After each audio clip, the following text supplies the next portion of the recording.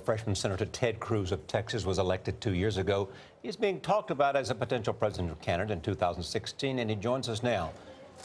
Senator Cruz, let me begin with the question of what we learned about the country tonight.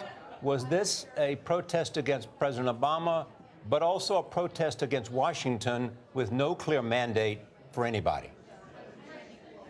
Well, I think it was the American people saying they are unhappy with the direction we're on. And this direction, it hasn't been going. I mean, tonight was an incredible wave election. And it is clear that the Obama economy, it isn't working, that millions of people are hurting, and that people are frustrated with the Obama stagnation and malaise, and they want Congress to work together. They want leadership. Now that Republicans have won the majority, it's incumbent on us to stand up and lead, and I hope that come January, Republicans will come to Washington with a majority in both houses, and we will see bold, positive, optimistic leadership focused on economic growth and jobs. And speaking of leadership, will there be a challenge to Mitch McConnell? Well, I don't think anyone has declared their intention to run, and that'll be a decision for the conference next week, and we'll see. Will you consider it? Under no circumstances. Why then have you been reluctant to say you would vote for Mitch McConnell as majority leader? Look, my practice has been not to second-guess leadership decisions, and I recognize folks like to focus on interpersonal jockeying between politicians in Washington. Look, I think most Americans couldn't care less about politicians in Washington. They're interested in solutions to real problems. They're interested in the fact that 92 million Americans aren't working, and under Harry Reid and the Do-Nothing Senate, the Senate wouldn't vote on tax reform, on regulatory reform, on anything to address the suffering. That's why we saw the election results tonight.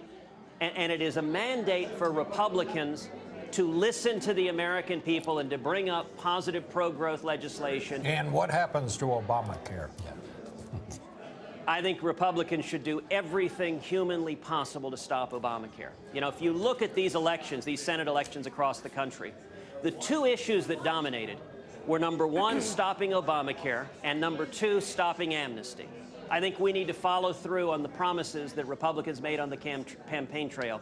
We need to start by using reconciliation to pass legislation repealing Obamacare, and then if President Obama vetoes that, we should systematically pass legislation addressing the greatest harms from Obamacare. For example, passing legislation saying that you can't have your health care canceled, you can't lose your doctor because of Obamacare. Passing legislation saying you can't be forced into part-time work because of Obamacare, like so many people have been, especially single moms, have been hammered by Obamacare on that. Passing legislation saying no insurance company bailouts under Obamacare, and teeing those up one at a time and forcing the president to come to a decision. Will he listen to the overwhelming views of the American people, or will he simply try to veto them one after the other after the other? If he does the latter, that'll be a real mistake, and I very much hope he doesn't. And I take it you wouldn't try to shut down the government again to stop Obamacare?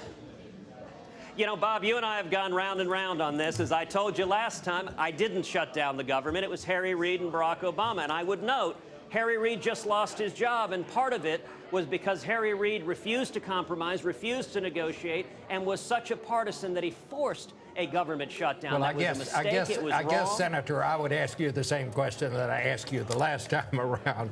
If you didn't lead the fight, who did?